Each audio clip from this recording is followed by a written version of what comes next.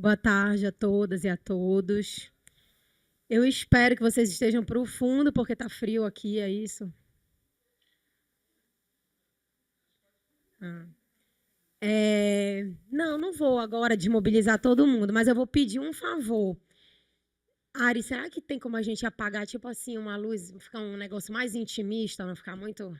Ah. Peraí, bora testar. Desliga esse aqui, por favor. Tem algum lá no fundo, assim? Só para ficar meio... Tá bom. Tá bom, gente, tá bom. Assim. Eu também nem enxergo vocês aí, então não faz diferença, eu acho. Primeiro que eu queria agradecer o convite da Lorena. Dizer que eu não vou nem introduzir o contexto em que está aqui, senão eu vou chorar de novo, porque eu já estou assim com o choro entalado. Mas foi uma felicidade muito grande, a gente se reencontrou nesse momento, e aí ela falou, olha, tem uma ação que eu preciso que tu faças. E eu falei, meu Deus, eu não tenho mais condições de fazer nada agora em março. E fomos encaixando e deu certo. E eu estou muito feliz de estar aqui. Tá? O meu nome é Natasha Vasconcelos. Não conheço muitas das pessoas que estão aqui, acredito que vocês também não me conheçam. Eu sou advogada e eu sou ativista pelos direitos das mulheres. Eu trabalho com essa pauta há 12 anos. E implemento políticas de gênero e de igualdade entre gêneros, de enfrentamento ao assédio moral, sexual e discriminação em órgãos públicos, instituições públicas e privadas. Tá? Então, esse é um pouco do meu histórico profissional. Fundei uma rede que promove formações políticas de mulheres numa perspectiva interseccional. Então, muitas das pessoas que já foram formadas pela rede hoje estão como deputadas federais, estaduais, secretárias, vereadoras.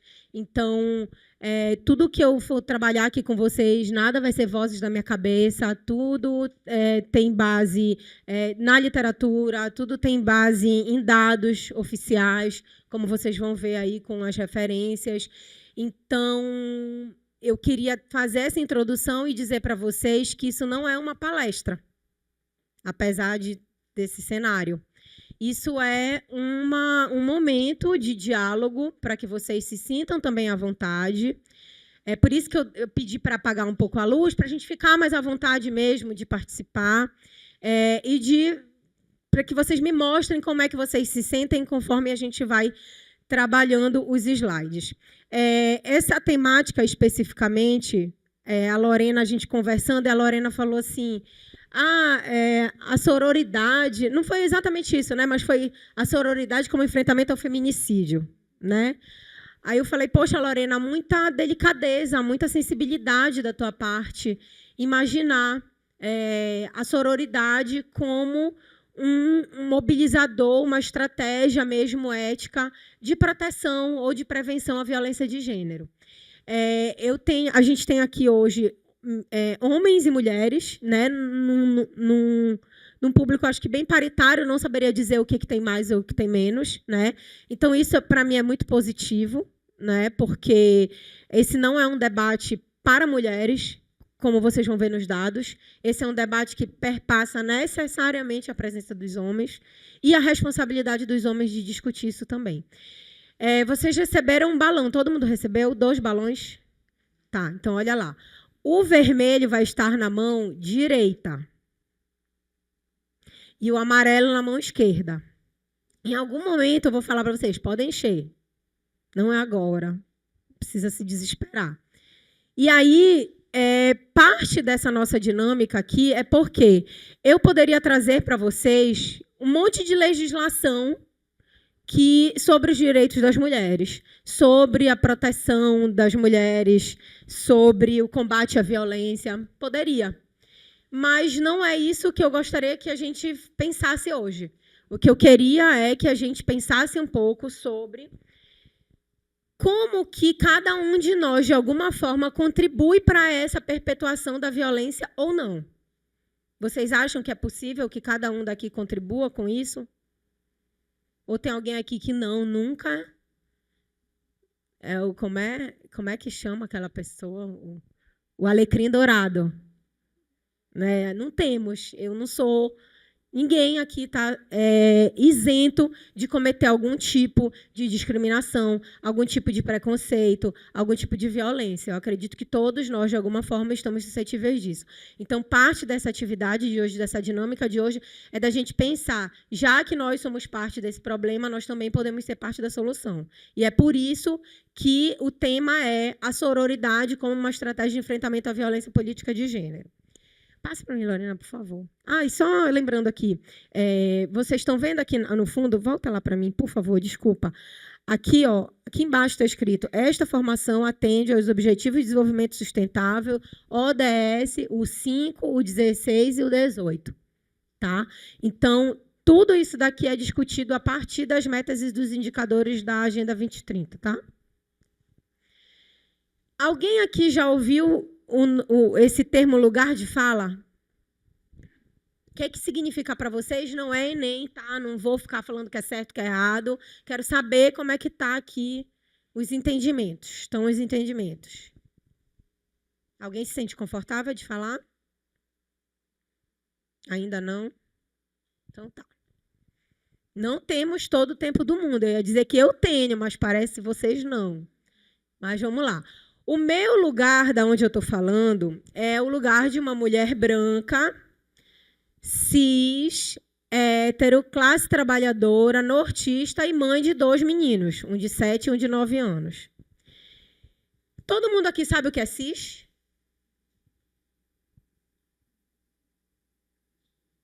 Eu acho também que nem todo mundo, né? Então, vamos lá. A mulher, eu me identificar como uma mulher cis significa dizer que o meu sexo biológico combina com a minha identidade de gênero, combina com a pessoa com a qual eu me enxergo enquanto identidade de gênero. Isso está claro?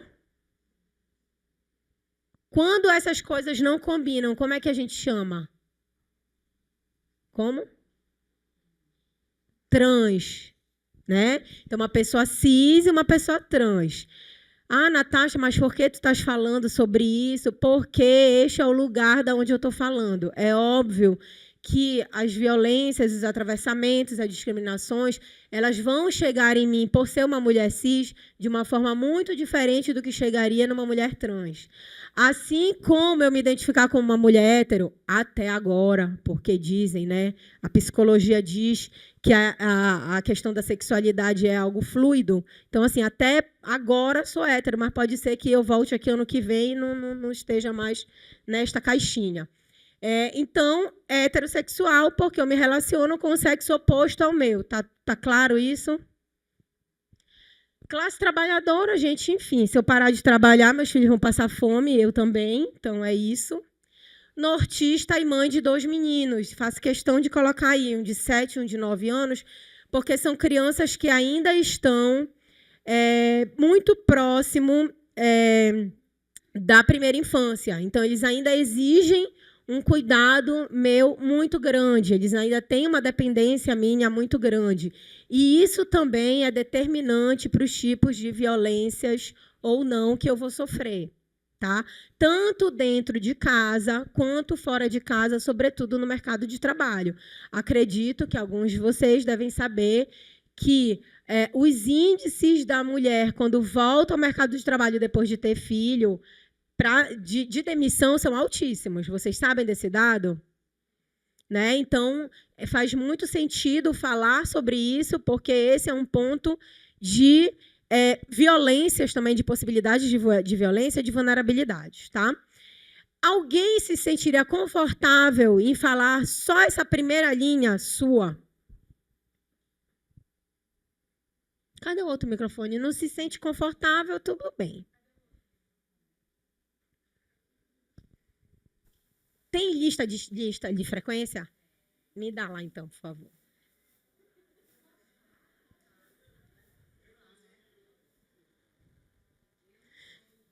Eu tentei ser democrática. Eu me identifico como uma mulher branca, cis, hétero, Classe trabalhadora, mas cheia de privilégios. Mais alguém?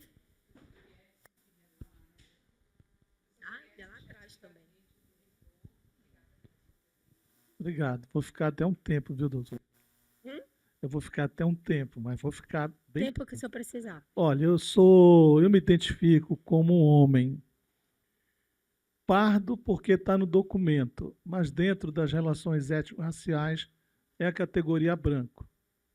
Eu sou cis, hétero, sou da classe trabalhadora, sou do interior da Amazônia, que é uma posição também de classe, significa que eu tenho todas as condições de sujeitos que não são urbanos, de áreas metropolitanas, mas das pequenas e médias cidades da Amazônia.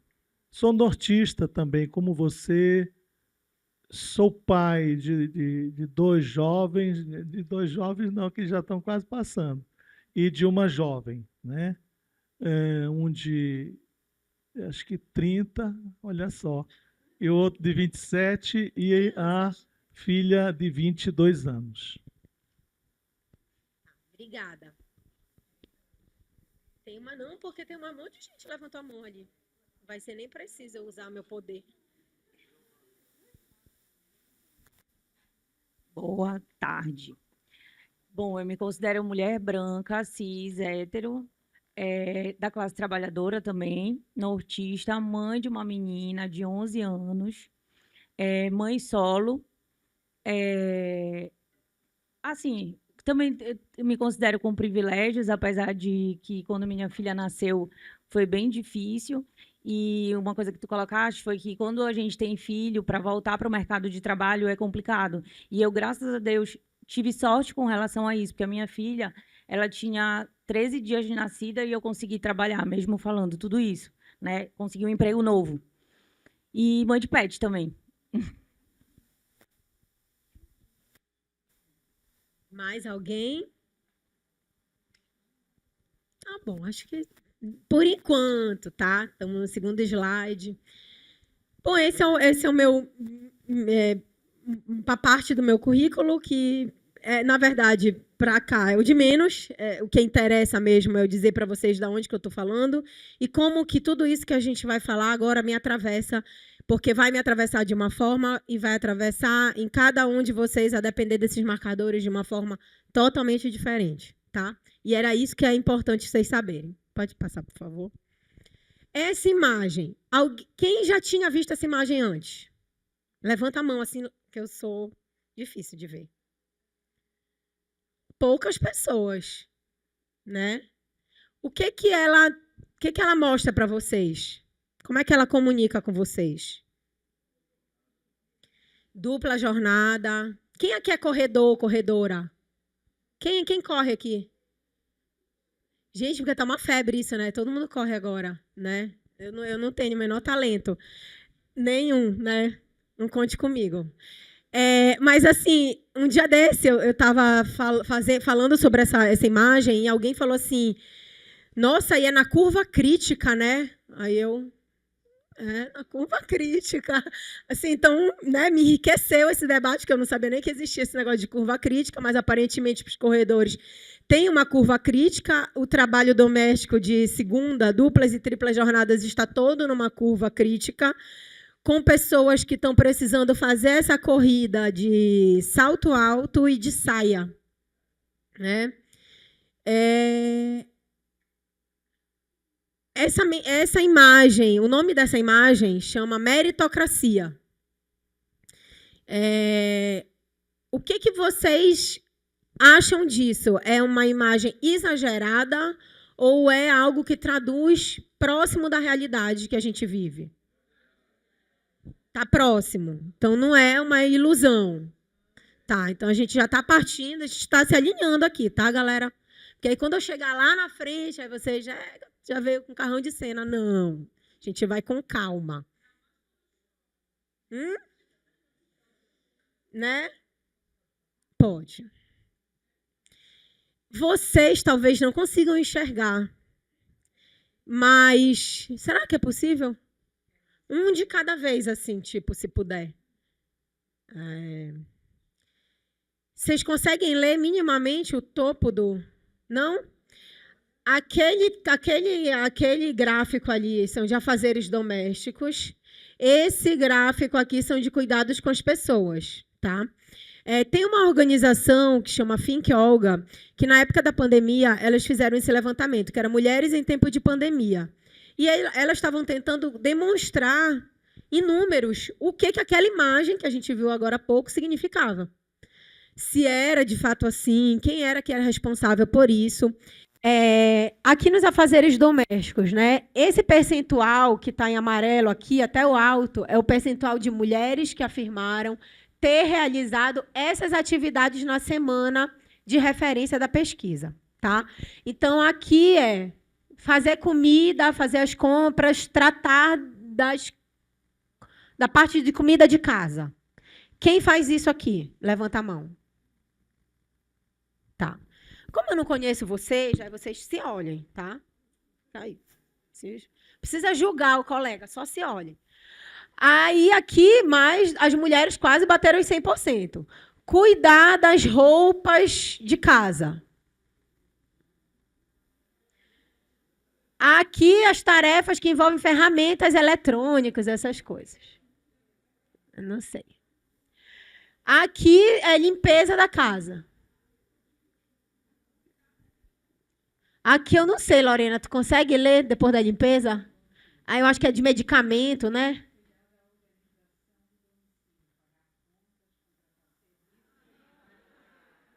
Olha aí. Só os provedores.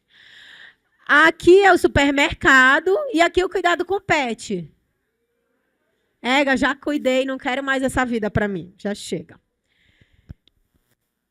Isso daqui é o percentual das mulheres. Vocês viram que tem um papel de gênero aqui, né? Quando envolve a ferramenta, que elas quase não fazem essas atividades, né? Tudo isso na questão do papel de gênero. Quando vem aqui cuidado com as pessoas, esse foi o percentual de mulheres que afirmaram ter realizado essas atividades na semana de referência da pesquisa. Auxiliar nos cuidados pessoais com os filhos ou com algum enfermo dentro de casa.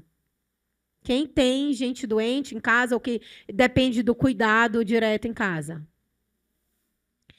Atividades educacionais. Gente, odeio. Eu tive que fazer uma casinha de palito de picolé ontem. Estressante. Ler, jogar ou brincar. Gente, você não tem filho, não? Pequeno assim?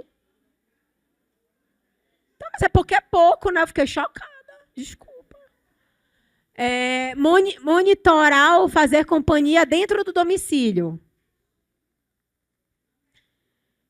Transportar ou acompanhar para a escola, médico, exames, atividades sociais, etc. Aí eu vou falar um negócio para vocês. Eu sou advogada, né? Que eu já falei no início. E aí, depois que eu vi essa pesquisa, lendo assim, curiosidade, né? Em caráter jornalístico mesmo, li a pesquisa e tal, falei, nossa, que interessante. E se eu colocar isso nos meus processos de direito das famílias? Aí fiz uma tabela. Outro dia eu mostro para vocês. Não está aí, não. Mas, assim, façam. A moça lá atrás diz que é mãe solo. Aí aqui é uma orientação jurídica gratuita. Faz. Contabiliza lá as horas, sabe? Coloca uns valores e pede essa revisão de pensão. A partir disso. Pode passar. Pode. Muitas das pessoas que estão aqui, se não fizeram essas atividades, provavelmente contam com alguém para fazer. Ou não? É mulher ou é homem? Tá. Eu não posso desagregar. Eu vou desagregar, na verdade, aqui todo o nosso título, né? Então, sororidade como estratégia de enfrentamento à violência de gênero, né? Então, sororidade, nesse sentido aqui, é algo que a gente, de alguma forma, já vivencia com as nossas mães, com as nossas amigas, com a nossa vizinha, com a nossa tia, com a nossa irmã, né? Essa rede que a gente chama hoje em dia de rede de apoio, né? Quando for passar lá naquela tabela, eu contabilizo 2 tipos de rede, a rede de apoio paga e a rede de apoio não remunerada, né? E tem que entender o papel de cada uma, porque não dá para se misturar as duas redes, né? Então, essa ideia de sororidade não é para a gente ser amiga de toda mulher. Não é para a gente agora só falar bem, porque a gente só quer falar bem de todo. Não, não tem nada a ver com isso. Tem a ver com essa estratégia coletiva de resistência, de proteção entre mulheres, em um contexto histórico marcado por desigualdades de gênero e pela naturalização de diversas formas de violência. Então, hoje, nesse momento, nós vamos partir do pressuposto de que, quando mulheres se apoiam, se escutam e se reconhecem como aliadas, elas criam essa rede de proteção que pode transformar as realidades. E aqui, gente, é muito importante que vocês entendam que eu não estou dizendo o seguinte, que se a gente fizer isso, a gente não vai sofrer violência.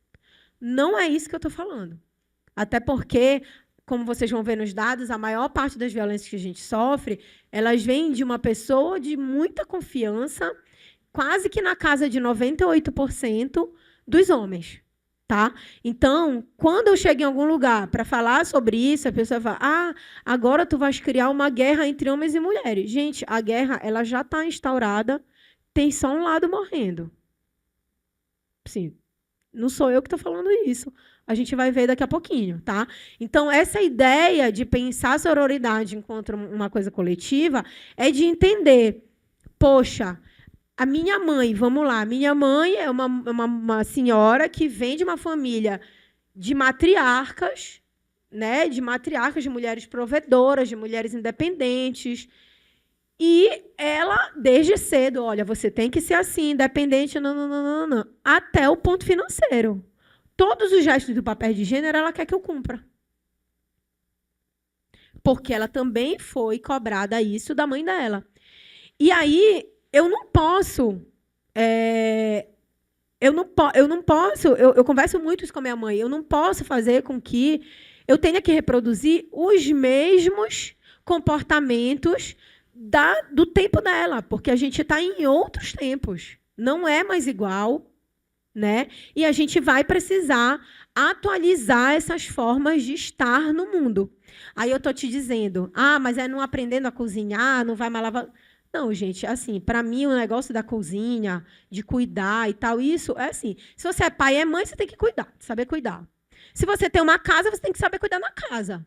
Isso não tem a ver com você ser homem ou mulher, tem a ver com você estar naquela condição de ter uma casa e ter que cuidar da casa, de ter um filho e ter que cuidar do filho, tá? Então, a gente tem que partir desse lugar, porque esse é o nosso lugar atual, tá? Por mais que as pessoas queiram embaralhar isso às vezes. Mas vamos lá. Pode passar. Vocês sabem o que são pictogramas? Não? Pictogramas, sabe quando... Quem aqui dirige? Então, vocês fizeram a prova do Detran. Não se entreguem. Os pictogramas, gente, são aquelas placas que diz assim, tu sabe que tem alguma coisa escrito para tu parar, até tem. Mas assim, dobrar, fazer a curva, mas ali, não tem. É um símbolo. Vocês, em algum momento, aprenderam, ou foram deduzindo, ou alguém ensinou, que aquele símbolo significava aquilo, né? Vocês entenderam o que é pictograma? Tá, então são essas placas de sinalização que não necessariamente vai ter uma coisa escrita. Mas, quando você olha, você sabe o que ela significa, tá? Então, tem uma designer coreana que é a Yang Liu. Ela fez essa série aí com pictogramas da desigualdade, tá? E tem algumas pegadinhas aqui. Então, vamos lá. Vocês estão enxergando bem? Então, vamos lá para esse primeiro. O que é isso aqui? Fazendo o quê? Ele está segurando a panela. Segurando a panela. Aí ele segurou a panela, ele não segura mais nada, né? E aqui?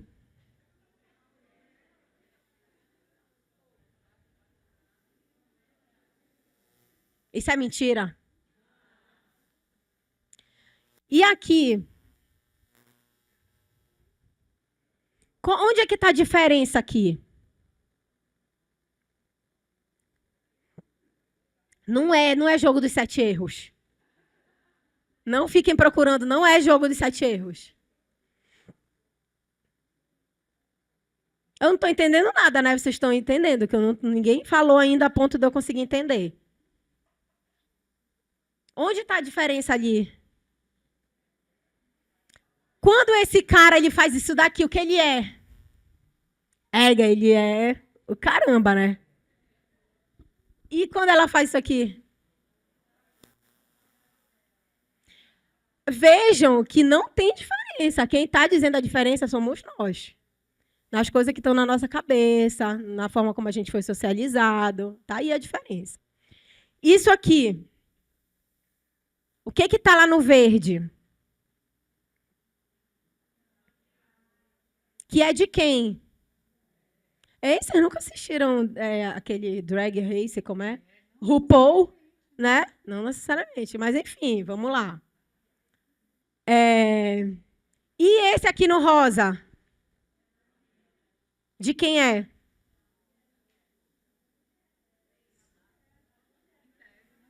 Em tese, né? E essa comunicação aqui, o que isso significa?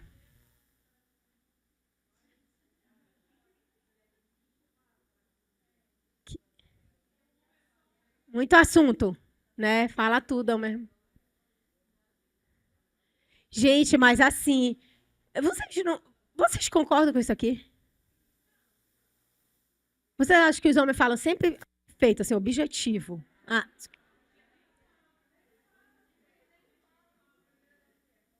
Tem isso também, tem um outro ponto lá. Pode passar. Ali no primeiro, no canto superior. Sextou, gente, sextou, daqui a pouco.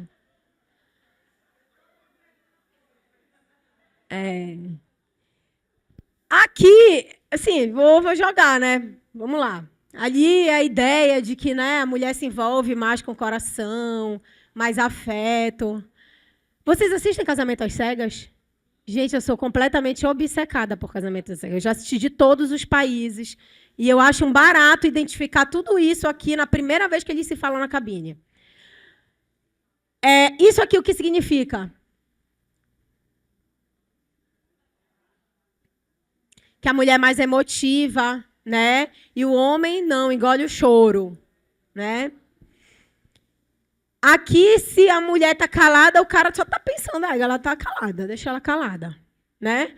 Aqui, quando ele está calado, aí ela começa, tem outra, está pensando em outra, quer acabar, né? Toda aquela sequela. Né? Porque... E aqui, se um homem tem muitas experiências sexuais, é o cara. A mulher, coitada. Né? Difícil. Esse daqui, gente, eu adoro. Eu vou encerrar nesse, porque, enfim, no outro, né? Os outros são mais do mesmo, mas eu queria que vocês fossem provocados a isso. Mas esse daqui, para mim, é maravilhoso. O cara tá aqui, né? Nessas condições, que eu não tenho nada contra, tá? Cada um com seu gosto. Mas ele tá se achando aqui. Foco. Né? E a mulher aqui, aquela coisa de não estar nunca satisfeita, porque ela precisa... Ele pode crescer, se desenvolver, estudar, cantar, ser tudo que ele quiser e viver a vida. Ela não, né? Ela tem um padrão aí que ela precisa seguir para o resto da vida, senão ela está fora do mercado. Né? Então, eu gosto muito de trabalhar com esses pictogramas da Lil, porque tem alguma coisa escrita para vocês isso? Da onde vocês tiraram essas coisas que a gente conversou agora?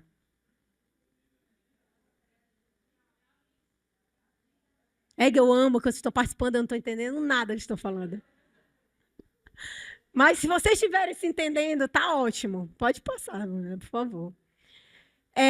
Tudo isso que a gente conversou, de alguma forma, tem a ver com esse conceito da Márcia Tiburi, que é uma filósofa carioca. Alguém já ouviu falar na Márcia Tiburi? É um livrinho que ela lançou em 2018, que é desse tamaninho assim, gente. tem menos texto do que um post, assim, daquele Guto Galamba, que escreve pra caramba. Então, assim, eu recomendo muito, que é o Feminismo para Todo Mundo. Não, Feminismo para Todas, Todos e Todes. Mas lá tem um conceito, que é o conceito de patriarcado, que eu gosto muito de utilizar para que a gente consiga entender sobre o que a gente está falando aqui. Patriarcado, para Márcia Tiburi, é uma estrutura que organiza a sociedade, favorecendo uns e obrigando outros a se submeterem, sob pena de violência e morte. Ela mentiu? Ela exagerou? Bora ver. Aí eu queria, agora vocês, é o tempo de vocês. Cada um lê uma manchete. Então, pronto, eu vou ler. Em Bonito, esposa apanha por não colocar comida no prato do marido. Gente, vocês acham que eu tirei isso da onde? Jornais. Tá? Não vim para cá, não tive essa capacidade de enganar vocês a ponto de tirar de qualquer lugar e botar aí. Isso daqui é tudo manchete de jornal, e nem são as mais recentes, porque se eu pegasse mais recente, seria pior ainda. Lembra do cara que arrastou a mulher lá aqui na João Balbi? Ali na João Balbi? Né? Então, assim, ia ter de tudo. O estupro coletivo do Rio de Janeiro agora. Né? Então, assim, muito punk. Agora está muito mais punk do que no dia que eu parei para fazer isso. Isso confirma o que a Márcia Tiburi falou na frase do patriarcado? Tá, pode passar. E aí, para a gente não ficar só na manchete do jornal, a gente vai triangular esses dados aqui. Esses dados que eu estou trazendo para vocês é da 5ª edição do Visível e Invisível de 2025. Tá? São as violências sofridas por mulheres no último ano. Quando a gente pensa assim no percentual, fica uma coisa que parece que está dissociada. 10%. Tá, mas o que é 10%? 10% de quanto? Né? A gente não sabe quanto é. Então, eu vou falar para vocês dos números ali embaixo. Tá? 21,4 milhões de mulheres sofreram algum tipo de violência ou agressão em 2024. Cidade de agosto de 25. Tá? 17 milhões de mulheres sofreram ofensas verbais. 8,9 milhões de mulheres sofreram de agressão física. Vocês acham que foi só esse percentual? 8,5 milhões de mulheres foram vítimas de stalking. 5,3 milhões de mulheres foram vítimas de ofensas sexuais. Vocês acham que é só isso? E que não é só isso, né? E 1,5 milhões de mulheres tiveram divulgação de fotos ou vídeos íntimos na internet. Aqui é aquele dado que eu falei para vocês ainda há pouco da guerra. 91,8% afirmaram que a violência foi testemunhada por terceiros. Então, quando a gente está pensando na ideia de sororidade, envolve também a gente construir as ferramentas para a execução daquela legislação estadual que foi aprovada na época da pandemia aqui, que é o quê? Em briga de marido e mulher, a gente mete a colher. Né? Então, foi uma legislação recente, considero, porque ela vem como decorrência dos altos índices de violência contra mulheres, violência doméstica na pandemia, né? E exige uma mudança cultural da gente não ser essa testemunha. Então, 91,8% afirmaram que a violência foi testemunhada. Por quem? 47,3% são amigos e conhecidos. Então, estou ali, sair com um casal, tá, vamos pegar a pé, estamos lá curtindo, não sei o quê. Brigaram. Aí eu vou falar, deixa que eles se entendam. Será? Né? As minhas amigas, elas têm um verdadeiro pânico de sair comigo, porque o que eu me meto, gente, vocês não têm noção. Sério, vocês não têm noção. Um dia desses, tive que deixar uma senhora lá na terra firme, porque eu peguei ela no meio da rua que o cara estava batendo nela. Foi assim, não é para vocês fazerem isso. Mas eu estou dizendo que é isso que a gente costuma fazer. Né? Tá uma briga no bar ali, o que eu vou fazer? Eu vou pegar aquela mulher de algum jeito e tentar deixar ela em segurança não estou dizendo, assim, quando a gente pensa na ideia da sororidade, a gente precisa pensar o que a gente vai fazer. Então, se vocês nunca pararam para pensar o que vocês vão fazer, eu acho que hoje, com os elementos que a gente vai ter aqui, é importante pensar o que eu vou fazer. Né? Dentro das minhas capacidades, claro, não é para ninguém se colocar em perigo em razão disso. Mas eu tenho certeza que a gente tem pessoas muito inteligentes aqui, que têm habilidades sociais, que talvez até melhores do que a minha, para lidar numa situação dessa. Mas é para começar a pensar a não naturalizar esse tipo de conduta. Então, eu ouvi muito isso, e ouço muito isso ainda das minhas clientes. Ah, ele é um péssimo marido, mas ele é um bom pai. Gente, não tem como. Não tem como. Se o cara é, desculpem a palavra, mó escroto com a mulher, ela vai cuidar dos filhos de uma forma que ela está acabada psicologicamente, como é que isso é possível, ser um bom pai? Porque essa mulher não vai estar legal para criar o filho. Então, se eu estou destruindo psicologicamente a cabeça daquela mulher para ela cuidar do meu filho e ainda não cuido do meu filho, como é que isso pode ser um bom pai só porque paga a escola? Esses são os questionamentos que vão começar a aparecer aqui, porque são questionamentos que envolvem isso às vezes e que essa narrativa de dizer, ah, mas ele é um bom pai, geralmente vem de outras mulheres. E é esse lugar que eu gostaria que a gente questionasse hoje. Tá? Pode passar para mim, Lorena, por favor. Aqui eu coloquei, mais para vocês verem, né, os dados. Quanto que aquela fala da Marcia Tiburi, ela estava totalmente adequada.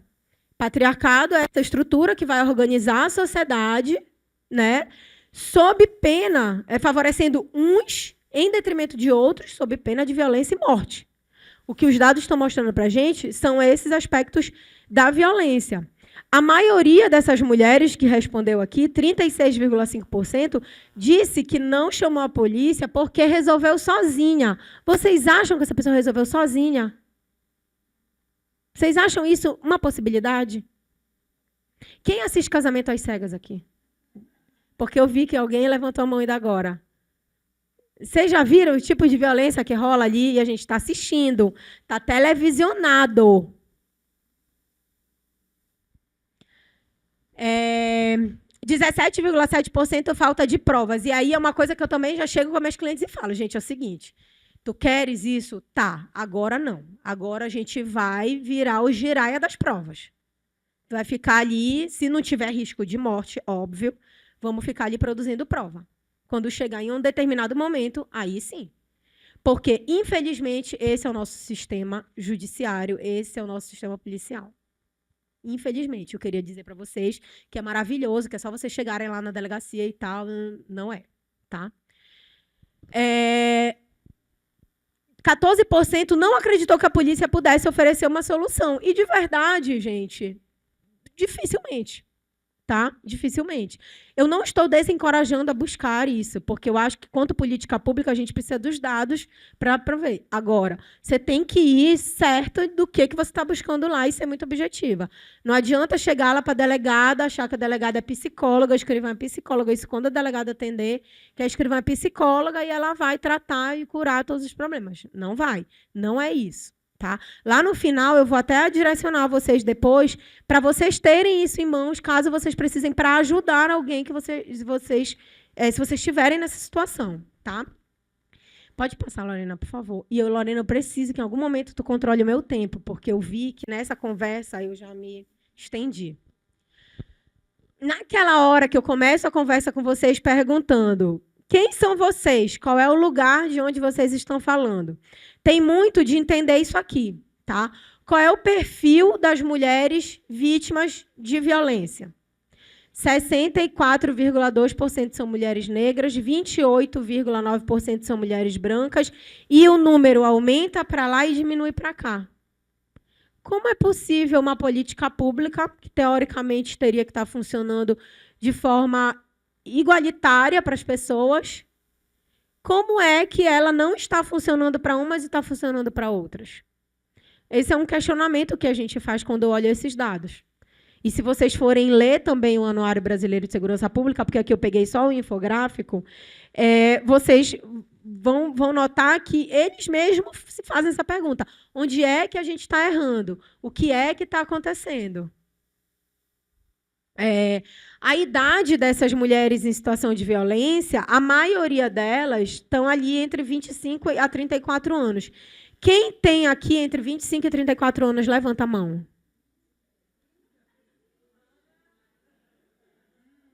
Eu também não.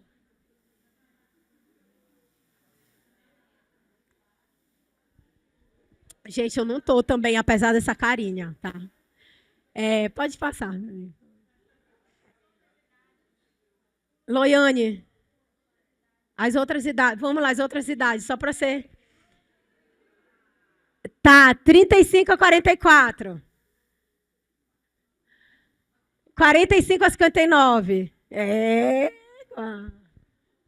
Gente, eu estou comemorando aqui, mas na verdade não tem nada que comemorar, né? Porque tá páreo aqui o negócio. Desculpa, é que eu me empolguei.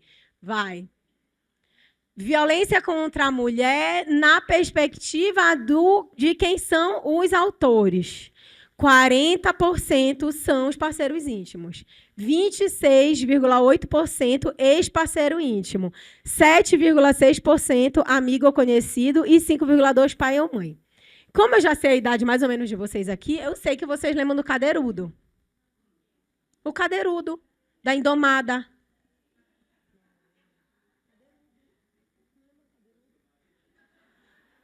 O Cadeirudo, para quem não lembra, era uma coisa de meio um monstro, meio uma pessoa que depois eu acho maior sacanagem, porque eles falam que é meio uma mulher, né? Achei, não tem cabimento. E que ele saía, ele cometia violência sexual contra as mulheres num lugar ermo, né? Ele era um monstro, ele não era essa pessoa daqui, terrena.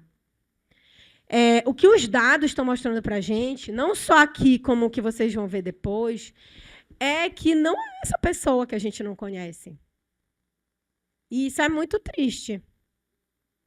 Né? Aqui não tá, nem aqui está desconhecido. Vocês viram? Quase que 90% são pessoas que você conhece. Vocês lembram do caso, e agora Lorena me ajuda, a moça da França, a francesa lá. A Pelicot, Vocês lembram do caso dela? Ela ficou, sei lá, 20 anos, né, com o marido, agenciando estupros e estupros um atrás do outro na casa dela. Então, assim, como é que ela vai imaginar? E vocês sabem como ela descobriu? Eu vou contar para vocês essa história, porque é muito curiosa. O ex-marido dela estava passeando esse criminoso, né? Estava passeando no shopping.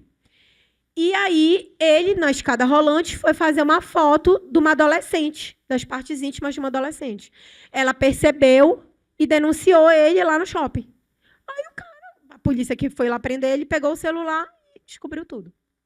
Então, assim, se ele não faz isso, sabe lá sabe lá quanto que ia descobrir isso, né? Então, é muito sério isso, gente. Pode. Os dois dados que eu estou trabalhando com vocês são de 2025. Tá? Ele geralmente sai em março, porque é alusivo ao mês de março da mulher. E esse daqui geralmente sai em agosto. Como vocês podem ver aqui, esses são os dados mais recentes, tá, gente, sobre violência contra a mulher. Como vocês podem ver aqui, nenhuma dessas setas diminuiu. A não ser ameaça, porque não estão mais nem ameaçando. Já estão indo direto para os finalmente. Né? E aí vocês podem ver aqui na seta vermelha, todos os tipos de violência contra as mulheres subiram do ano passado para esse ano. E em 2025 registrou o maior número de estupros e estupros de vulnerável da história. Quem são as pessoas que são vítimas do estupro de vulnerável? Menores de idade, menores de 14 anos. Ou maiores de 14 anos na impossibilidade de consentir. Mas que é menor o percentual. Então, se vocês forem ver aqui, por exemplo, 76,8% das vítimas de estupro em 2024 eram vulneráveis. 87,7% do sexo feminino. Gente, a gente tem um número muito expressivo aqui, mas isso significa também que meninos também passam muito por isso. Então, não é assim, eu vou cuidar da minha menina, eu vou deixar meu menino, ele que se vire. Né? Não é assim. Tá? E se vocês forem notar bem aqui, acho que não dá para vocês lerem, né? 10% desses estupros foi com crianças de 0 a 4 anos. Gente, isso é uma coisa que eu tenho 2 filhos e me parte o coração ter que falar isso. Às vezes, quando eu estou meio próxima assim, do meu período menstrual, eu até choro na palestra mesmo falando isso, mas porque é uma coisa que me atravessa assim, totalmente. Lorena, só tira aqui a seta. 18% é de 5 a 9 anos, ou seja, totalmente a idade dos meus filhos.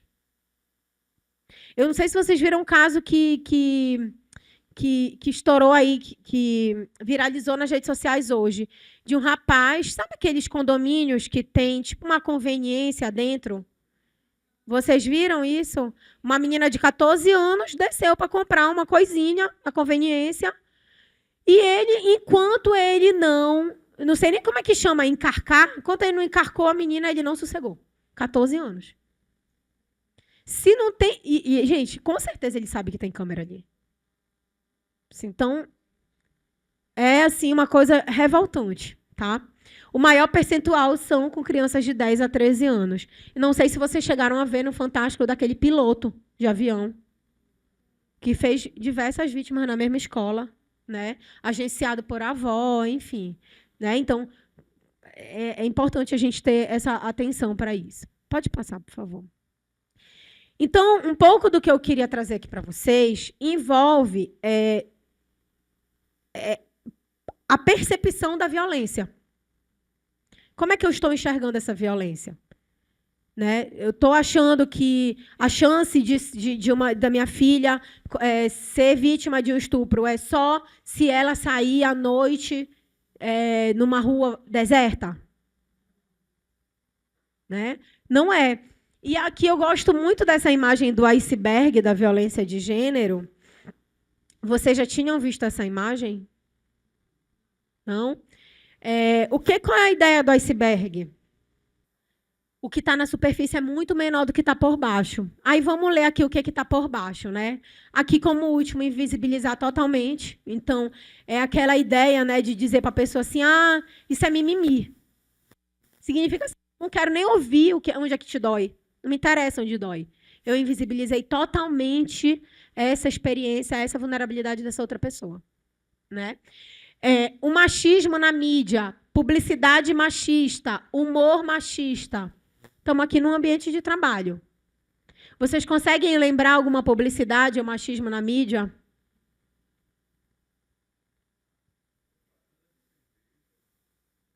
Pula por favor, Lorena. Vocês conseguem imaginar que a escola, porque eu não consigo, colocou isso aqui em todos os pontos de ônibus no carnaval? Não. Acho que foi em 2019. Inacreditável. Eu também não acredito. Que foi? Por isso que ninguém mais bebe? Escola. Credo. Ali e você está esperando o quê para ter sua primeira vez com uma devassa? Gente, é inacreditável, olha. Dá vontade de... Não sei. Passa mais um para mim, por favor. E essa, gente? Se o cara que inventasse o bebedouro, bebesse Skol, ele seria assim.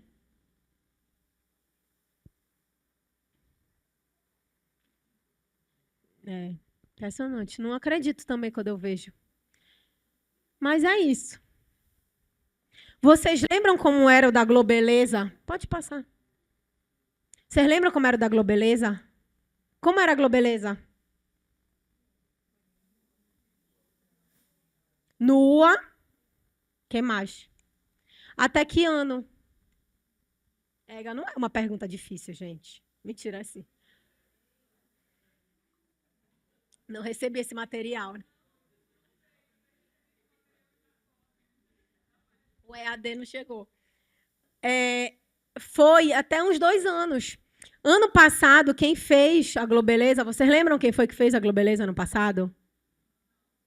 Tá vendo, gente? Vocês só lembram da Valéria Valência nua. Eu estou indignada com vocês. Foi a Ludmilla e a Marrom. Foi. Só que não pelada, gente, né? Cantando a música Globeleza. Né? E aí, esse ano também, acho que já foi Jorge Aragão. Então, assim, eles já, né, sacaram que não dá para objetificar desse jeito, né? Que não é o adequado. A gente veio contando uma história de como é a violência de gênero dentro de casa, de como ela é nas relações pessoais e tudo mais. E a gente chega numa que me afetou assim demais, porque eu trabalho, né, com a implementação de políticas de prevenção ao assédio moral, sexual e discriminação no ambiente de trabalho. E isso, para mim, é uma total desatenção dos mecanismos de prevenção. Vocês lembram desse caso? É o mesmo caso que está aqui. Lembram das 2 professoras? Que o professor lá matou elas e se matou. Foi. Ele já tinha sido afastado. Ele já tinha dado não sei quantos sinais de que ele não aceitava ser chefiado por mulheres. Quando eu digo que isso é um problema dessa ideia que a gente vai construir agora, tá? De sororidade institucional. O que seria sororidade institucional dentro daquilo que a gente está construindo aqui? A sororidade institucional seria o fortalecimento desses mecanismos de prevenção e atenção ao enfrentamento dos tipos de assédio e discriminação. Então, se eu recebo um caso desse e não dou a mínima, isso é frescura. Vocês que se virem lá. Olha o que pode acontecer. Né? Então, eu queria trazer isso para dizer que essa preocupação ela não se exaure dentro de casa. Quando a gente pensa, quem é que mais morre no Brasil, homem ou mulher? No Brasil e no mundo? Homem. Homens mais morrem no mundo e no Brasil. Por guerras, violências urbanas, questões de doenças, né, que não se cuidam. Também pode ser, de repente, não sei. Mas qual é o contexto da morte de mulheres? Estão morrendo dentro de casa. Então, veja. É muito grave isso, gente. Né? Como é que assim, você não está... São as que mais sofrem da violência no mercado de trabalho. Aí você faz a sua mobilidade urbana lá. São as que mais sofrem no trajeto até em casa, trabalho, escola, tudo isso. E quando chega em casa, é que mais sofre em casa. E aí vocês já viram os casos de estupro de corpos mortos? Corpos. Que tem um nome de cadáveres, mas tem um nome. Necrofilia. Então, é assim, não é nem quando está embaixo da terra, gente. É muito sério. Então, é um desafio essa construção da sororidade. Vamos lá. Aí agora vai chegar a parte chata do direito, mas eu não posso me furtar de dizer para vocês que eu falei para vocês, porque aí vocês vão dizer, aquela advogada de Ará que veio aqui não falou nem o que era o conceito. Esse conceito é o conceito que inaugura a ideia de violência de gênero no mundo, que é o conceito trazido pela Convenção Interamericana para Prevenir, Punir e Erradicar a Violência contra a Mulher, conhecida como a Convenção de Belém do Pará. Vocês sabiam que ela foi assinada aqui em Belém do Pará, lá no Centur, em 1994? Pois é. É um marco, fica todo mundo falando de COP, mas a gente sediou esse grande evento com uma grande uma convenção que, na verdade, é a diretriz de todos os nossos documentos normativos nacionais e internacionais que são atuais, mais atuais possíveis. Isso tudo a partir do que ficou definido nessa convenção, né, que é a Convenção de Belém do Pará. Então, ela diz o seguinte: para efeitos desta convenção, entender-se-á por violência contra a mulher qualquer ato ou conduta baseada no gênero que cause morte, dano ou sofrimento físico, sexual, psicológico. Vejam que em 1994 ela já trabalhava a ideia de dano psicológico, que só veio aparecer em 2006 na Lei Maria da Penha, tá? Tanto na esfera pública quanto na esfera privada. Hoje de manhã eu estava lá no Ministério Público falando sobre a violência política de gênero. Esse artigo 1º da Convenção, ela é o grande embrião da Lei 14.192 de 2021. Então, vejam como, da época em que se pensou o conceito contemporâneo de violência de gênero, para quando isso está começando a ser executado, olha a quantidade de tempo que se passou, quase 30 anos. Mais de 30 anos. Tá? Então, para quem está achando assim, é modinha esse negócio de violência. Não, gente, não é modinha. Né? E aqui tem o direito de toda mulher ser livre de violência, abrange, entre outros, também é da mesma convenção. O direito da mulher ser livre de todas as formas de discriminação e o direito da mulher ser valorizada e educada, livre de padrões estereotipados de comportamentos e costumes sociais e culturais baseados em conceitos de inferioridade e subordinação. Vocês lembram do caso daquela moça, não sei se no Ceará ou em Pernambuco, uma menina de 10 anos, coleguinha, e ela morreu? Vocês lembram desse caso? Não? Amiguinho tentou bater, tentou dar um beijo nela, ela disse não. E aí, meninos e meninas foram lá, socaram a menina e ela morreu. 10 anos, 11 anos. Então, quando a gente pensa na ideia de discutir isso dentro das escolas, é para que quando a pessoa faz 20 anos, 30 anos, 18, que é o caso dos meninos dos criminosos ali do estupro coletivo do Rio agora, né? Tem o quê? 18 anos, né? Tem até um menor de idade, né, que está foragido, né? Então, é para não chegar com 18 anos e achar que pode fazer isso. Pode passar? Somente 2 em cada 10 mulheres consideram estar bem informadas com relação à Lei Maria da Penha. Quem aqui se considera estar bem informada com relação à Lei Maria da Penha? Eu não vou perguntar nenhum artigo, eu juro. Ninguém, gente. Só uma pessoa levantou a mão. Vocês acreditam? Mas está melhor do que muitos, né?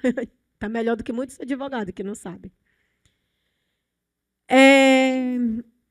Então, assim, olha, eu ia dizer que a gente ia passar, né? Para passar direto vocês. Mas como vocês ficaram de recuperação, porque só uma pessoa levantou a mão, a gente vai ter que, pelo menos, pincelar aqui a Lei 13.340 de 2006, mais conhecida como Lei Maria da Penha. Eu não vou ficar lendo para vocês. Então, o que eu espero? Eu vou falar algumas coisas aqui e vocês vão ficar lá, focado, sacudir, tá? Pode também. Mas se quiser fazer melhor, o que pode fazer? No Google, você vai digitar assim, formas de violência, Instituto Maria da Penha. Aí já salva isso para a tua vida e fica com aquela aba aberta eternamente no teu celular. O que vocês vão ver lá é um pouco do que está aqui. Por quê? Porque o que vocês vão ver na lei é isso daqui. Ó. A lei está aqui e os exemplos estão aqui. Tá? Então, o que a gente tem? Eu não vou ler. Fiquem ligados. O que a gente tem? A gente tem violência física, que pode se dar de uma dessas formas. Pode passar, Lorena, por favor. A gente tem a violência psicológica, que é super complicado de comprovar, mas aí a gente tem uma especificidade que vale a pena eu falar um pouquinho com vocês. A maioria das formas de violência da Lei Maria da Penha, elas são específicas para o contexto doméstico familiar. Relação, enfim. A violência psicológica, não. A lei que criminalizou, ou seja, a lei que tipificou isso como um crime, ela diz que pode ser entre aluno-professor, igreja entre, né, padres, pastores e fiéis, e no contexto de trabalho também consegue comprovar. Então, a gente consegue trabalhar também a ideia de violência psicológica dentro da violência política de gênero, só para vocês terem uma ideia, né? Porque o que tipifica ela como crime veio depois. E aí, por que eu acho que isso é importante de dizer? Porque as pessoas costumam dizer assim mesmo. A Lei Maria da Penha veio para criminalizar os homens. Vocês já ouviram isso? Já ouviu, né? Quando a lei entrou no ordenamento jurídico em agosto de 2026, em 2006, ela não tinha trazido nenhum tipo penal. Vocês acreditam? Nenhum. O primeiro tipo penal da Lei Maria da Penha se chama descumprimento de medida protetiva. Veja que não era nenhum tipo de violência, era a pessoa que descumpria a medida protetiva. Esse foi o primeiro crime. E depois vieram os demais. Aí você vai me dizer assim, mas o crime de violência sexual, mas a violência sexual é um crime. Tá, gente, é verdade, é um crime, mas ela já estava no ordenamento jurídico, não foi a Lei Maria da Penha que tipificou. O que a Lei Maria da Penha fez foi dizer o seguinte, aquela violência sexual que você conhece, nas relações de casamento familiares, ela tem uma outra conotação, um outro sentido. Você tem lá fora um estelionato, né? Que é uma violência patrimonial. Dentro de um casamento, de uma relação de confiança, de familiar, você tem violência patrimonial. Não é o estelionato. Às vezes, pode ser um estelionato amoroso ou um estelionato afetivo. Que isso é do golpista mesmo. Ele vem com esse intuito. Ele não é o teu marido, teu ex-marido que te roubou de alguma forma. Deu para entender? Tá. Então, a violência psicológica, tá? Natasha, como é que eu provo violência psicológica? Em que pese dizer... Não precisa. Em que pese dizerem que a palavra da vítima vale,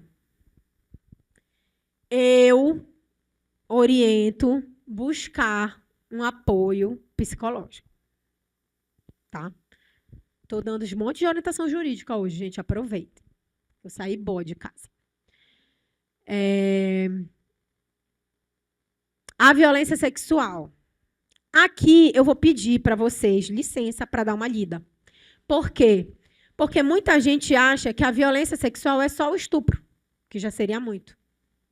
Né? Mas não é. Obrigar a mulher a fazer atos sexuais que causam desconforto ou repulsa. Impedir o uso de métodos contraceptivos ou forçar a mulher a abortar. Forçar matrimônio, gravidez ou prostituição por meio de coação, chantagem, suborno ou manipulação. Limitar ou anular o exercício dos direitos sexuais e reprodutivos da mulher. Isso daqui, gente, isso daqui é muito fácil de acontecer. É muito fácil de acontecer. E, às vezes, ele é um pouco revertido de uma ideia de cuidado, mas é um controle. Então, quando a gente fala assim, tem que conhecer a Lei Maria da Penha, eu estou falando para homens e mulheres. Por que eu estou falando para homens?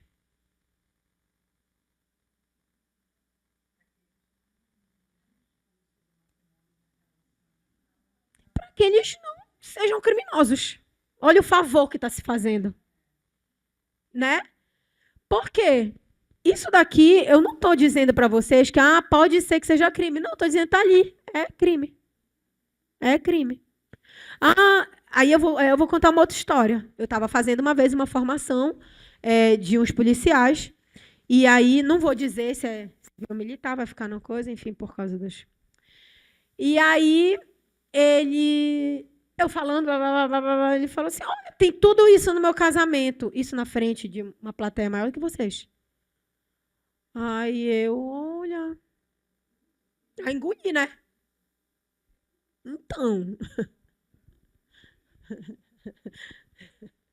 Podia, né? Mas, enfim, até podia, não sei.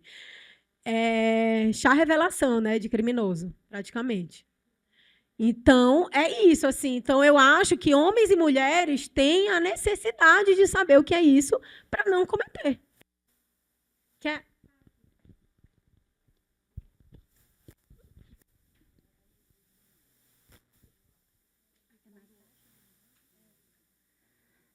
Natasha, eu, assim, no decorrer da tua fala, eu percebi muito exemplos na questão domiciliar e familiar, né?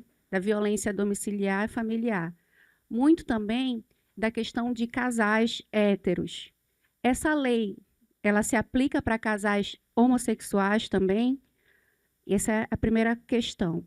A segunda, em que ponto a mulher solteira, né, que não vive em matrimônio, né, na verdade, eu acho que essa seria a melhor condição, que não vive em matrimônio, ela também está exposta a essa violência que estamos, porque eu sou solteira, né, e estamos, mas em que medida, em que ponto a gente pode estender até a Lei Maria da Penha, levando em consideração os exemplos que sempre foram entre matrimônio e família.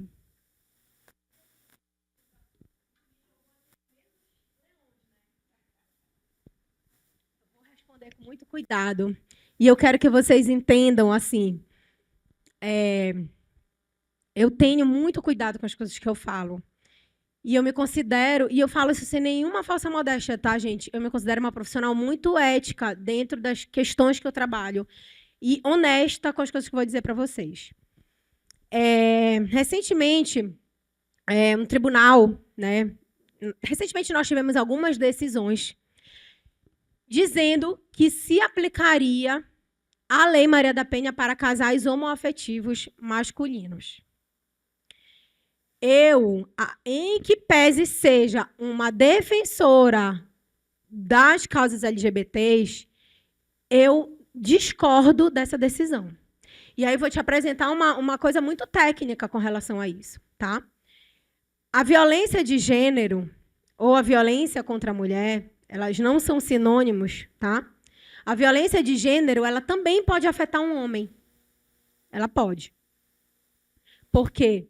Se você fala assim mesmo, ai, olha, toda mulherzinha, esse bichinha, não sei o quê, você está afetando aquele homem com a orientação sexual dele, com talvez a identidade dele de gênero, com a performance dele da identidade de gênero. Isso claramente é uma violência de gênero. A Lei Maria da Penha é uma lei de proteção para mulheres.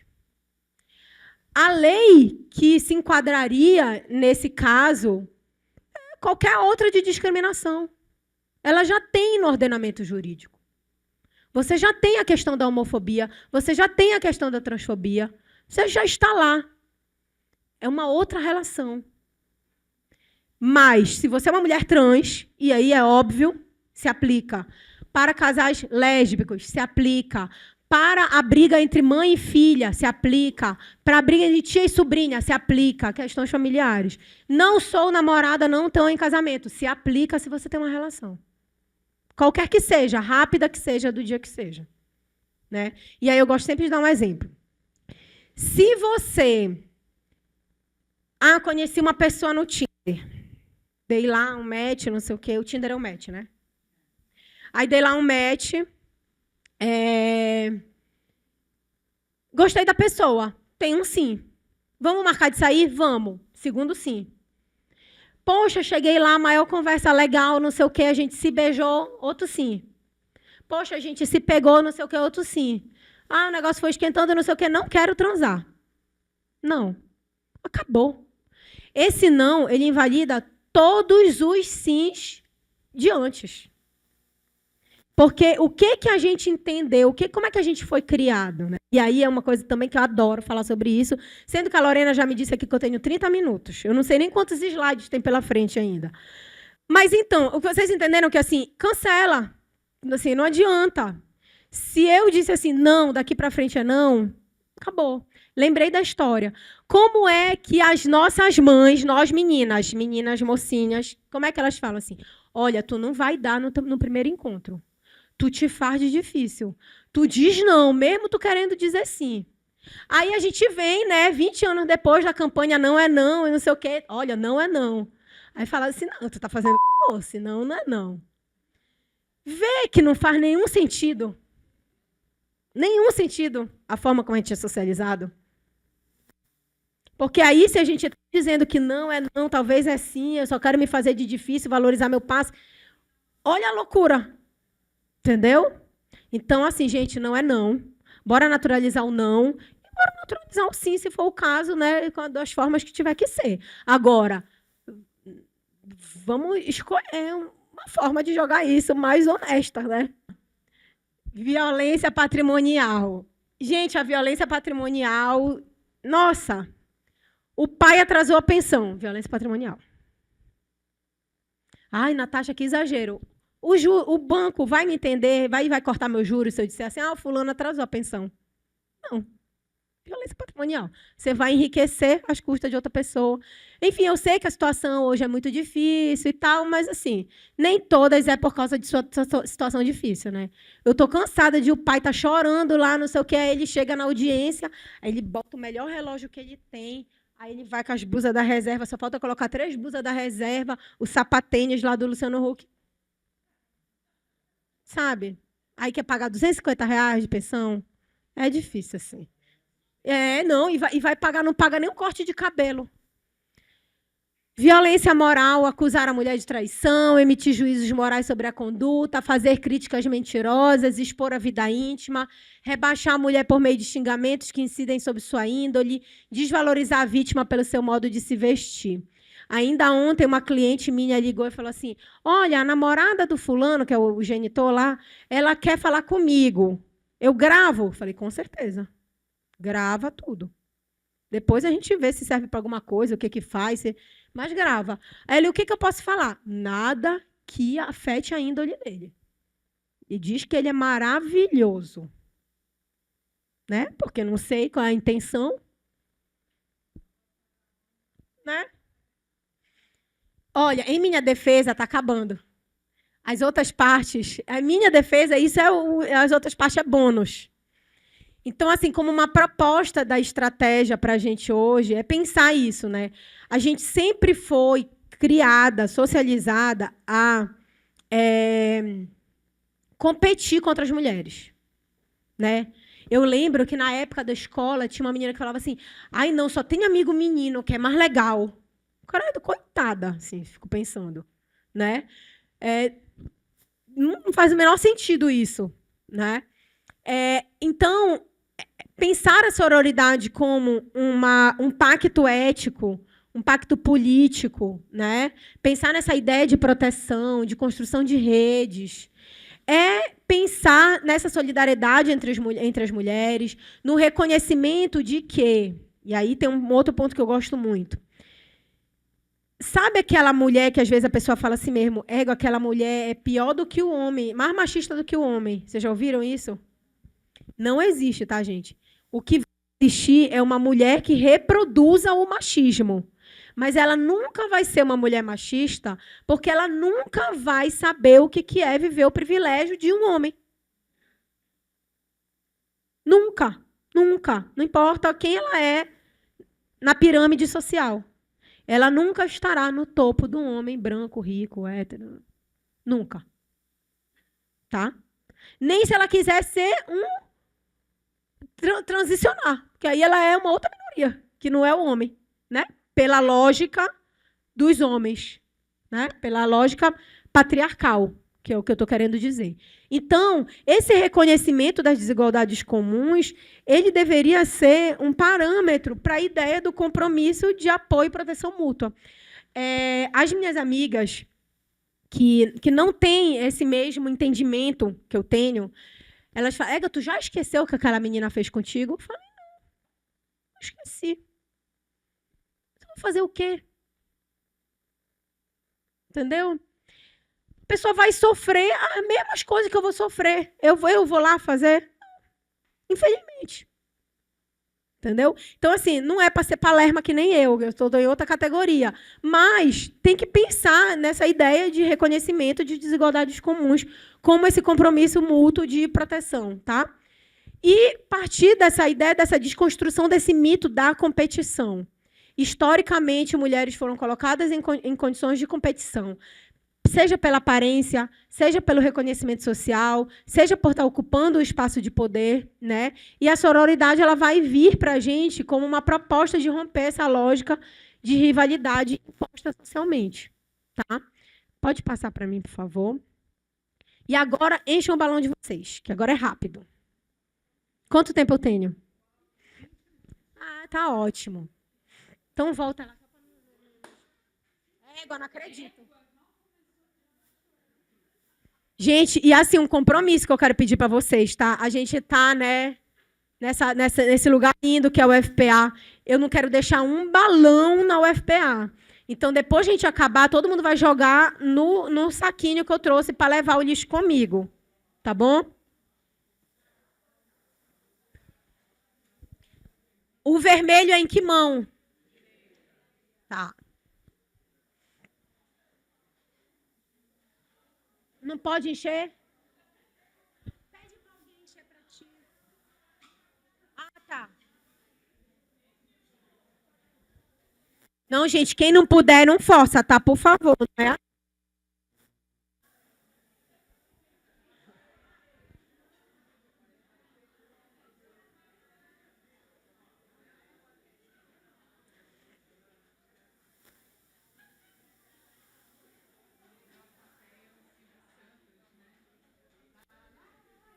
Não vou dar dinheiro. Não vou fazer aviãozinho de dinheiro distribuído.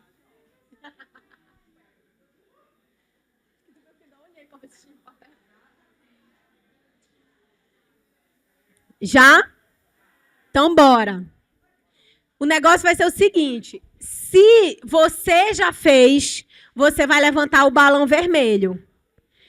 Se você não fez, mas já ouviu dizer, você levanta o amarelo. O vermelho é, meu Deus, muito grave. O amarelo, olha essa tensão aí, tá no redor. Podemos? Você já chamou uma mulher de piriguete porque ela ficou com várias pessoas? Você já julgou negativamente uma mulher pela sua roupa, tamanho de saia, short ou decote? Você já justificou assédio ou violência sofrida por uma mulher por conta da roupa que ela vestia? Olha, mas vocês sabem que alguém fez. Né? O amarelo é que sei. Tá. Já disse que algo é inferior porque julgava ser de mulherzinha? Ah, isso é de mulherzinha, não vou fazer. Deixou a sua mãe fazer todas as tarefas domésticas? Ah, eu gosto de vez em quando. Hã?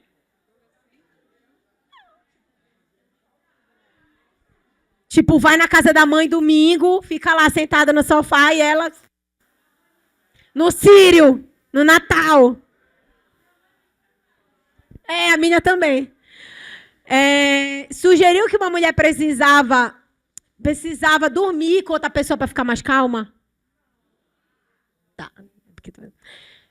Tá pensando. Já disse que uma mulher em situação de violência doméstica permanece porque ela gosta de apanhar, que ela é mulher de malandro? Disse que o homem deve ser o único responsável por pagar a conta quando sai com uma mulher? Aí eu sim também para fazer reparação histórica por causa da desigualdade salarial. Quando uma mulher denunciou um caso de estupro, disse que se ela estivesse em casa nada disso teria acontecido? Já perguntou a uma mulher se o namorado ou o marido deixa ela ir para a balada sozinha com as amigas? Já perguntou a uma mulher se o namorado ou o marido dela deixou ela ir sozinha para a balada com as amigas? Já. Responsabilizou a mãe pela ausência do pai da criança? Disse que é feio mulheres beberem bebidas alcoólicas?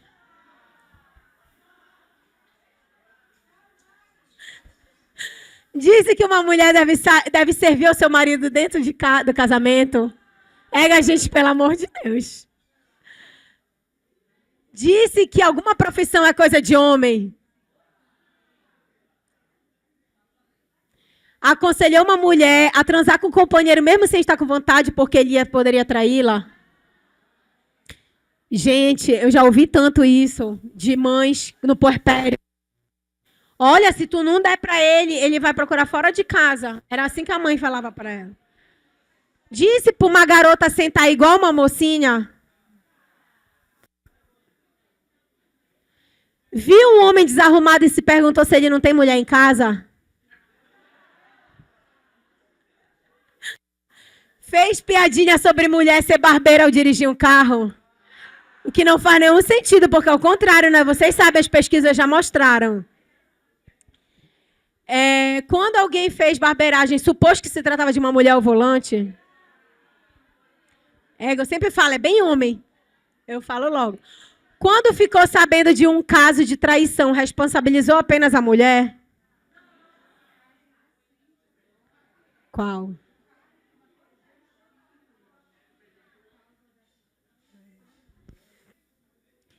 Julgou que a responsabilidade pelas tarefas domésticas dentro de um relacionamento heterossexual é apenas da mulher? Ai, muitos evoluídos. Sugeriu que homens devem apenas ajudar as mulheres pela limpeza da casa? Chamou o homem de mulherzinha na intenção de ofendê-lo? Eu vou melhorar. Você fala assim, tu é fresco, é? Ega vocês. É diferente. Tá bom. Tirou sarro de homens gays afeminados. Gente, aqui, uma pausa aí rapidamente. Aqui tem uma parada muito louca também, que é assim. A mulher, às vezes, dá em cima do cara. Aí o cara não quer. Aí ela tá fresco, né? Tu é gay, porque tu não quer. Tô aqui facinha pra ti. Gente, isso é violência de gênero contra homens, né? Não pode fazer isso. Disse que é mais fácil trabalhar com homens do que com mulheres.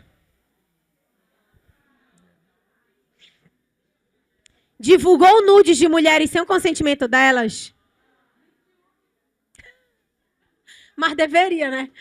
Tirou sarro de uma mulher porque teve nudes vazados. Chamou uma mulher feminista de feminazi. Olha! Quando encontrou uma mulher que é mãe, perguntou com quem ela deixou a criança? Eu sei que rola isso. Mas tentem se policiar. E as crianças, né? Eu sempre respondo se ficaram em casa com a babá eletrônica. Disse que um homem condenado por estupro vai virar mulherzinha na cadeia? Gente, eu vou até me sentar para a gente conversar sobre isso. Olha, o que isso significa?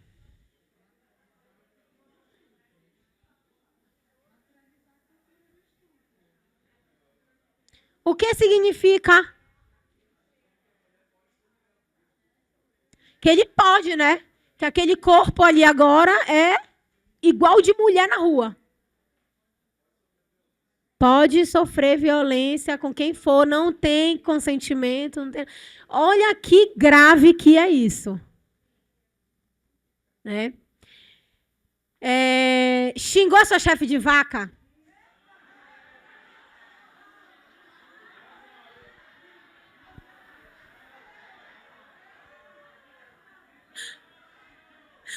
Ele não vai querer me chamar mais.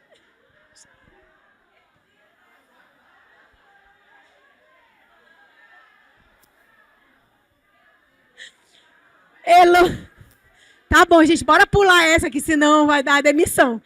Elogiou uma mulher dizendo que ela não é como as outras. Você não é como as outras. Você é mulher para casar, né? Você é diferenciada. Insinuou que uma mulher conseguiu uma promoção porque dormiu com o chefe. Chamou o homem que ajuda nas tarefas domésticas de pau mandado. Que nem aquela menina, né, que faz com o prefeito lá do sul do Pará, me esqueci agora o nome. Tu já viu esse? Eles viralizam com cada coisa dessa, me divirto. Xingou uma mulher de mal amada. É triste, gente. Essa eu sinto também, porque, enfim, é a última aí, tá? Responsabilizou apenas a mulher por uma gravidez indesejada. Disse que a responsabilidade de começar uma paquera é do homem.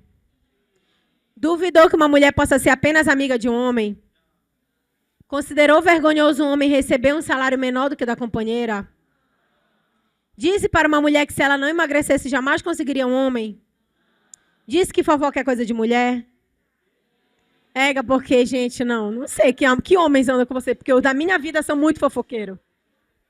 Chamou de grossa uma mulher que falou de maneira assertiva.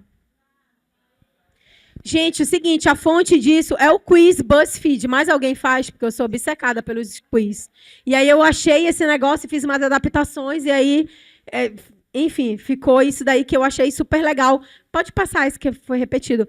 Para a gente pensar como que a gente faz tudo isso. E como que a gente alimenta essa cultura de violência, né? Então, se a gente está pensando na ideia de sororidade enquanto uma estratégia de enfrentamento a essa violência, é a gente se pensar que tudo isso que está aí é uma forma de reproduzir a violência de gênero. Tá? Então, eu queria que vocês fossem para a casa de vocês com essa reflexão. A sororidade não significa concordar sempre umas com as outras, significa reconhecer que nenhuma mulher deve enfrentar a violência sozinha. É um compromisso coletivo de cuidado, respeito e solidariedade. Daqui para frente, tu vai passar? Aí esse daí é o meu e-mail, esse é o meu Instagram, que eu não entro nunca, gente. Então, assim, tá lá. O que eu já publiquei tá lá e é assim... hoje a Brena até falou comigo, pode fazer? Eu falei, posso, mas tu tem que me chamar, porque nem ele eu tenho no meu WhatsApp, nem no meu celular. Eu queria saber se a gente tem como passar isso para eles, tá? Porque aí eu queria passar esses últimos slides, por quê? Aqui tem a ideia do ciclo de violência. Vocês já ouviram falar no ciclo de violência? Para eu saber aqui quanto tempo eu tenho? 2 minutos? 10. Tá ótimo, perfeito. Muitas pessoas trabalham com a ideia de ciclo de violência. O que é o ciclo de violência? Tem uma mulher em situação de violência, às vezes o casal está em situação de violência, e eles estão tão acostumados a esse ciclo de... Tem a fase 1 do aumento da tensão, tem os atos de violência, depois fica tudo bem, depois volta tudo de novo, e tudo bem, tudo bom. Que eles não conseguem sair dali. Né? Parte da literatura de direito das famílias, de violência doméstica, trabalha com essa ideia do ciclo da violência. Eu não trabalho com essa ideia do ciclo da violência, apesar de eu saber que ele realmente existe, porque é uma situação cíclica de dependência. Eu gosto mais de trabalhar, eu acho que chama mais atenção, trabalhar com a ideia do espiral da violência. Tá? Então, você não está aqui e está sempre na boa. Ele não vem na mesma velocidade. Ele começa essa fase aqui e ele vai ficando cada vez mais tenso até chegar no feminicídio. Né? Então, a ideia de trabalhar o espiral é uma ideia de perceber quando que isso está se intensificando, para tentar quebrar aquela dependência ainda antes do topo desse espiral. Tá? Então, eu queria sempre que vocês pensassem assim, eu fui ajudar a fulana de tal que disse que queria se separar do marido. Eu vou contar uma história para vocês, rápida, eu juro. Eu tenho cliente que elas me procuram e falam assim, eu quero me divorciar. Falei, beleza, vamos organizar. Eu estou com ela há 3 anos. Ela não se divorciou ainda. Né? Porque tem anos que essas pessoas vivem juntas. Elas dependem emocionalmente uma da outra, elas dependem financeiramente uma da outra. É muito difícil. Não sou eu que sou advogada dela que vou dizer assim, olha, tu tem que sair disso. Né? O que eu tento fazer é tentar mitigar as possibilidades disso se avançar para o topo desse espiral, né? Mas é sempre tentar dizer, se tu precisar, eu estou aqui. Vamos pegar uma psicóloga ali, vamos montar uma rede de apoio de amigas aqui, vamos falar com teus parentes aqui e fazer o que precisa ser feito para ajudar essa pessoa a sair do ciclo. Não é nunca dizer assim, então sai, então fica aí, até morrer, porque é isso basicamente que vai acontecer. Tá? O que a gente vai ver daqui para frente é mais o que vocês podem ter no celular de vocês com os QR Codes a seguir. Isso daqui é o painel 180, vocês já devem ter ouvido falar assim, liga para o 180. O que é o 180? Se tiver as pessoas se espancando, nunca liguem para o 180, gente. 180 é uma orientação jurídica, tá? É uma orientação jurídica. Então, Então, vocês vão ligar para o 180, dizer, olha, isso está acontecendo, já aconteceu outras vezes, não. Tem uma briga, de vias de fato ali é 190, tá? Por favor, não confundam os números. Esse QR Code que estava lá em cima, ele vai levar vocês para esse painel aqui, ó. Pode descer, Lorena, por favor. Para esse painel aqui. Natasha, o que é esse painel? Esse painel aqui é o lugar de onde fica toda a rede de atenção e prevenção à violência contra a mulher. Então, você vai botar lá naquele QR Code, vocês estão vendo aqui, Belém, aí está tudo aqui, ó.